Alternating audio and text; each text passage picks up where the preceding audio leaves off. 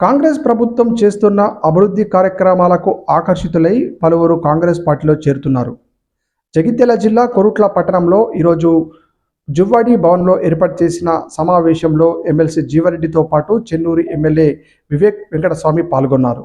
ఈ సందర్భంగా కొరుట్ల మండలం పైనమడుగు గ్రామానికి చెందిన కాశిరెడ్డి, అలాగే వాసాల రాజు, వారితో పాటు మల్లయ్య, పల్లికొండ నారాయణతో పాటు పలువురు కాంగ్రెస్ పార్టీలో చేరారు. దీంతో పాటు కొరుట్ల పట్టణానికి చెందిన మాజీ వైఎస్ఆర్టీపీ పట్టణ అధ్యక్షుడు నేతి శ్రీకాంత్ కాంగ్రెస్ పార్టీలో చేరారు. వీరితో పాటు మర్రి రామస్వామితో పాటు పలువురు కాంగ్రెస్ తీర్థం పుచ్చుకున్నారు. ఈ సందర్భంగా ఎమ్మెల్యే వెంకట్ మాట్లాడుతూ కాంగ్రెస్ పార్టీ అభివృద్ధి చేస్తున్న కార్యక్రమాలను ఆకర్షితులై పలువురు కాంగ్రెస్ పార్టీలో చేరుతున్నారని అన్నారు. బీఆర్ఎస్ ప్రభుత్వం అంటే అవినీతి, అవినీతి అంటే బీఆర్ఎస్ ప్రభుత్వంగా మారిందని, గతంలో 10 సంవత్సరాల పాటు పాలించిన బీఆర్ఎస్ ప్రభుత్వం మొత్తం కాసుల కోసం కక్కుర్తిపడి కమిషన్ల కోసం వారు ప్రాజెక్టులకు నిర్మించారని అన్నారు. కాళేశ్వరం ప్రాజెక్టులో 1,00,000 కోట్ల అవినీతి జరిగిందని పేర్కొన్నారు.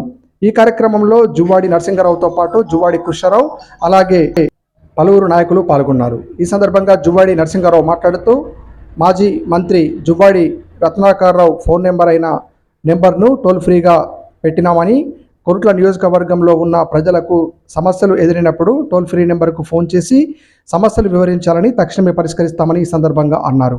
ఈ కార్యక్రమంలో సుమారు 200 మంది కార్యకర్తలు వివిధ పార్టీల నుంచి కాంగ్రెస్ పార్టీలో చేరారు.